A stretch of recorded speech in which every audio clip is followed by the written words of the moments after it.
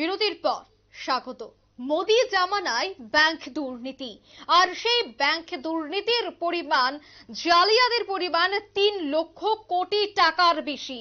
সংসদে ঠিক এমনই চাঞ্চল্যকর তথ্য তুলে ধরলেন অর্থ মন্ত্রকের রাষ্ট্রমন্ত্রী ভগবত কারাট, এবং লোকসভার আগে এই রিপোর্ট যথেষ্ট চাঞ্চল্যকর। আমরা এর আগেও দেখেছি বিজয় মালিয়া, নীরব মোদি থেকে শুরু করে বিভিন্ন বিষয় নিয়ে বিরোধীরা সরব হয়েছিল, এবং একেবারে লোকসভার প্রাক মুহূর্তে সংসদে এই চাঞ্চল্যকর তথ্য।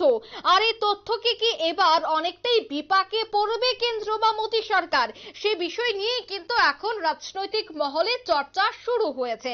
বিশেষ করে লোকসভা নির্বাচনে এই ব্যাংক জালিয়াতি আর ব্যাংক জালিয়াতির ইস্যুটিকে এবার কি হাতিয়ার করবে বিরোধীরা, সেই বিষয় নিয়ে কিন্তু রীতিমতো প্রশ্ন। সেই বিষয়ে AINBOF এর জেনারেল সেক্রেটারি সঞ্জয় দাস তিনি নিউজ ভ্যানগার্ডের টেলিফোনিক বার্তালাপে কি বলছেন শোনাবো। না দেখুন, এটা এনপিএ বলতে গেলে কিন্তু পুরোটাকে ব্যাংক জালিয়াতি বলা হয় না, বলা যায় না। কারণ হচ্ছে এনপিএ জিনিসটা হচ্ছে নন পারফর্মিং অ্যাডভান্স। এবার যে অ্যাকাউন্ট গুলো পারফর্ম করে না, মানে সে পারফর্ম না করার পেছনে কিন্তু অনেক কারণ থাকতে পারে। ব্যবসায় ফেল হতে পারে, তার কোনো পারিবারিক অসুবিধে হয়ে যাওয়ার ফলে কেউ আরো মৃত্যু ঘটেছে বা কিছু ঘটেছে, তার জন্য ব্যবসা চৌপাট হয়েছে, তার জন্য হতে পারে। আর একটা সেকশন হচ্ছে, সেটা হচ্ছে উইলফুল ডিফল্টার, মানে ইচ্ছাকৃতভাবে লোন শোধ করছে না, যেমন নীরব মোদিরা করেছিল আর কি। এটা একটা বিরাট অংশ। এবং কর্পোরেট, বড় বড় কর্পোরেট যারা মানে বারবারই বলছে কিন্তু আমরা দেউলিয়া, কিন্তু তাদের কোম্পানি দেউলিয়া হয়ে গেছে বলে তারা লোন শোধ করতে পারেনি, কিন্তু তারা কিন্তু নিজেরা কিন্তু দেউলিয়া নয়। যেমন আমি বলছি বিজয় মাল্যর কেসটাই, তার কোম্পানি নাকি দেউলিয়া হয়ে গেছে, কিন্তু তিনি নিজে কিন্তু দেউলিয়া হননি, তার দেউলিয়ার কোন রকম নিদর্শন দেখতে পাওয়া যাচ্ছে না। তো এইরকম কিছু কিছু ক্ষেত্রে হওয়ার জন্য কিন্তু এই এনপিএ গুলো বাড়ছে। তো সেক্ষেত্রে পুরো এনপিএটাকে কিন্তু এটা কিন্তু জালিয়াতি বলা যায় না। সেই জায়গায় দাঁড়িয়ে এই যে সংসদ যেহেতু চলছিল, এই সংসদেই এই কথা স্বীকারও করেছে কেন্দ্র, যেখানে 5 বছরে রাষ্ট্রায়ত্ত ব্যাংকে 3,02,916, যদি আমি অ্যামাউন্টটা বলি, এতটা টাকা জালিয়াতি হয়েছে। এটা কেন্দ্র স্বীকার করেছে। বিশেষ করে মোদী সরকারের সদিচ্ছা নিয়েও এক্ষেত্রে প্রশ্ন উঠে আসছে। সেই জায়গাতে দাঁড়িয়ে আগামী দিনে কি কোনো ব্যবস্থা নেওয়া হবে এই জালিয়াতি? দেখুন, মোদী সরকারের সদিচ্ছা বা কি সরকারের সদিচ্ছা অনিচ্ছার উপরে নির্ভর এটা করে না। আজ থেকে প্রায় 15 বছর আগে আমরা আমাদের অ্যাসোসিয়েশন থেকে বলেছিলাম যে সমস্ত অনাদায়ী বড় বড় কর্পোরেট অনাদায়ী ইচ্ছাকৃতভাবে ঋণ নিয়ে শোধ করছেন না, তাদের নাম প্রকাশ করা হোক। পার্লামেন্টারি স্ট্যান্ডিং কমিটিতে এটা কিন্তু ডিসিশন হয়েছিল, এবং রিজার্ভ ব্যাংকে বলা হয়েছিল তাদের নাম প্রকাশ করা হোক সামাজিকভাবে, যাতে, কারণ এটা হচ্ছে এটা একটা ক্রাইম, সোশ্যাল ক্রাইম। এর বিরুদ্ধে স্ট্রিনজেন্ট কিছু লকে এনাক্ট করার দরকার হয়েছিল, কিছু এনফোর্সমেন্ট অফ লস করার দরকার হয়েছিল, যার ফলে তাদেরকে কিন্তু একটা ফ্রডস্টার বা তাদের ক্ষেত্রে কিন্তু মানে তারা যে ঋণ খেলাপ করেছেন তার জন্য এটাকে একটা ক্রিমিনাল অফেন্স হিসেবে নিয়ে তাদের বিরুদ্ধে আইনানুগ কোনো ব্যবস্থা নেওয়ার জন্য বারবার কিন্তু বলা হয়েছিল। কিন্তু এর আগের সরকারও কিন্তু সেই নাম প্রকাশ করেননি। পরবর্তীকালে দেখা গেল রিজার্ভ ব্যাংক কিছু নাম প্রকাশ করলো। অনিচ্ছা আর ইচ্ছার ব্যাপার এখানে নয়, এখানে হচ্ছে সরকার, সে যেই সরকার থাকুক, সেই সরকারের উচিত কিন্তু বড় বড় যারা অনাদায়ী ঋণ খেলাপি রয়েছেন তাদের বিরুদ্ধে স্ট্রিনজেন্ট অ্যাকশন নেওয়া। কারণ হচ্ছে এটা হচ্ছে জনগণের পয়সা, এই জনগণের পয়সা নিয়ে কেউ যদি মানে নয়ছয় করে, তার জন্য তার যে এফেক্টটা কিন্তু আম জনতার উপরে পড়বে এবং পড়ছেও। তো এই ব্যাপার নিয়ে কিন্তু অত্যন্ত সোচ্চার আমরা আমাদের সংগঠন থেকে বারবার হয়েছি, এবং আমার তো মনে হয় এখন যেহেতু সরকার অত্যন্ত স্ট্রং, সেক্ষেত্রে সরকারের কিন্তু এই ব্যাপারে কিন্তু একটু স্ট্রেংথ নেওয়াটা দরকার, মানে তার স্ট্রেংথটা কিন্তু দেখানো। আপনারা শুনলেন, সেই বিষয় নিয়ে আমি আরো বিস্তারিত জানবো। নিউজ রুম থেকে সরাসরি যুক্ত হয়ে যাচ্ছে নিউজ ভ্যানগার্ড প্রতিনিধি সুপ্রীতি মুখার্জি। সুপ্রীতি, সংসদে যে রিপোর্ট পেশ হলো, সেই রিপোর্টে কি মনে হয় লোকসভার আগে শাসক দল বিশেষ করে মোদী সরকার অনেকটাই চাপের মুখে পড়বে? একদমই। দেখো অঙ্কিতা, ইতিমধ্যে সংসদ চলছে এবং সেই সংসদে আমরা দেখেছি যে গতকালকেও প্রধানমন্ত্রী নরেন্দ্র মোদী তিনি স্বয়ং যোগ দিয়েছিলেন এই সংসদের অধিবেশনে।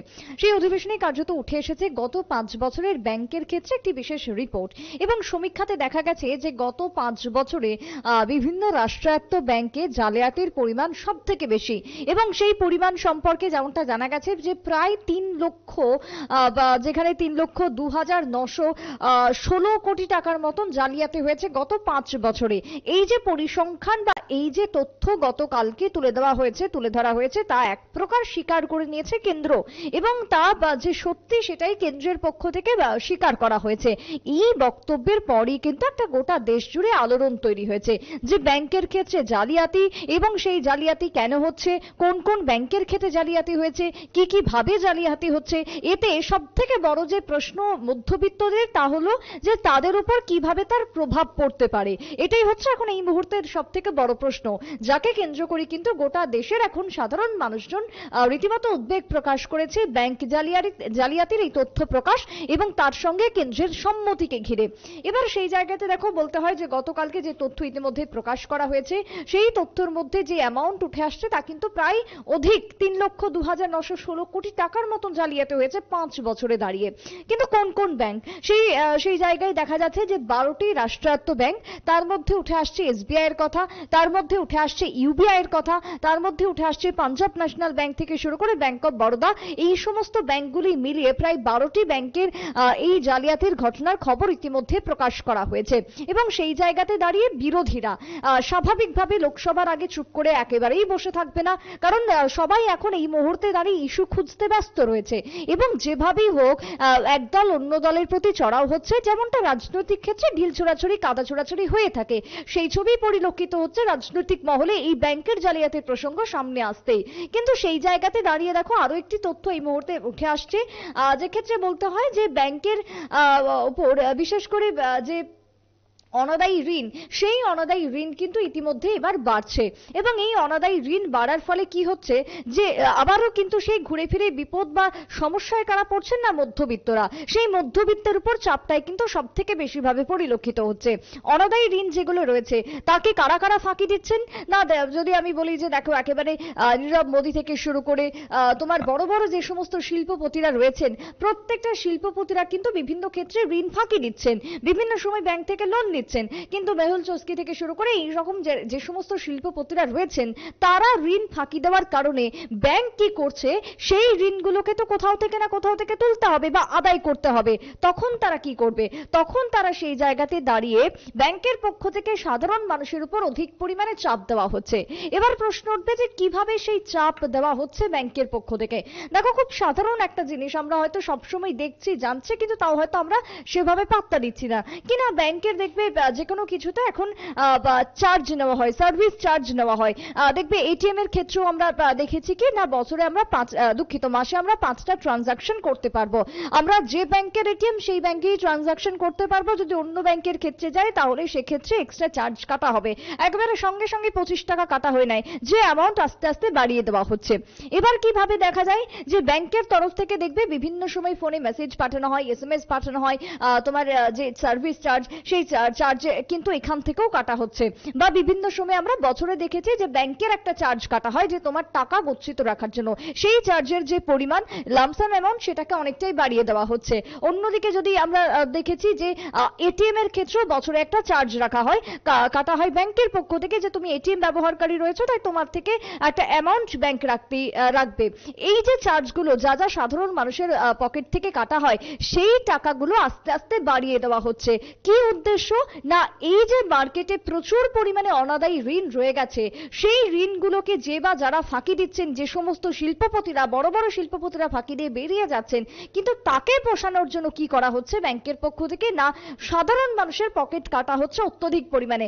সামান্য যদি একটা চেক বইয়ের ক্ষেত্রেও তুমি ব্যাংকে যদি নিতে যাও, 50টা পেজের যে চেক বই রয়েছে, যদি এসবিআই এর কথাই বলি 50টা পেজের চেক বই হয়তো দিয়ে দিচ্ছে তারা, কিন্তু যদি তার থেকে বেশি নিতে চাও 100টা পেজের যদি চেকবুক নিতে যাও তাহলে সেক্ষেত্রে একটা এক্সট্রা চার্জ নেওয়া হচ্ছে।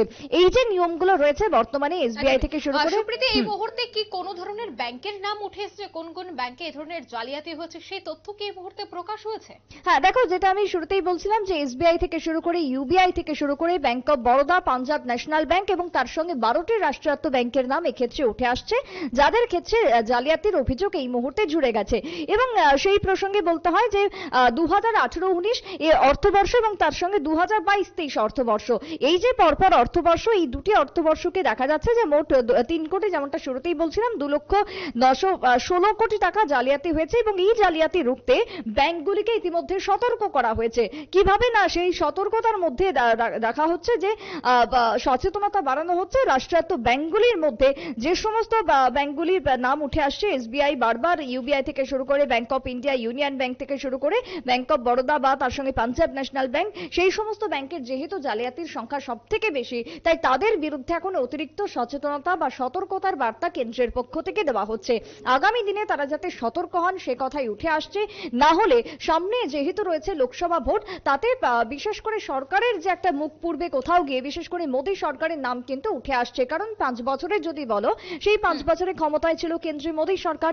সেই জায়গাতে দাঁড়িয়ে 5 বছরে রাজ্যে যদি, দেশে যদি এত জালিয়াতি হয়, গোটা দেশ জুড়ে যদি ব্যাংক জালিয়াতির পরিমাণ এত পরিমাণে বাড়তে থাকে, তাহলে সরকারের কোথাও গিয়ে একটা প্রভাব পড়বে, ভোট বাক্সে গিয়ে তার একটা বড়সড় প্রভাব পড়বে এবং মোদী সরকারের স্বচ্ছ যে ভাবমূর্তি রয়েছে সেটাও কিন্তু একটা নষ্ট হওয়ার সম্ভাবনা থাকছে। তাই সেই জায়গাতে দাঁড়িয়ে অনতি বিলম্বে এর বিরুদ্ধে কঠোর ব্যবস্থা নেওয়া আবশ্যিক বলে মনে করছেন দেশের ব্যাংকার থেকে শুরু করে বিভিন্ন শিল্পপতি মহল। অঙ্কিতা, ধন্যবাদ সুপ্রীতি। মোদী জামানায় ব্যাংক জালিয়াতির যে রিপোর্ট, সেই রিপোর্ট পেশ হতে একেবারে চাঞ্চল্য ছড়িয়ে পড়ে বিরোধীদের তোপের মুখে পড়তে হয় শাসক দলকে। একাধিক ব্যাংকের নাম ইতিমধ্যেই উঠে এসেছে গোটা তালিকায়। নিয়ে নিচ্ছে ছোট্ট একটি বিজ্ঞাপন বিরতির সঙ্গে থাকুন।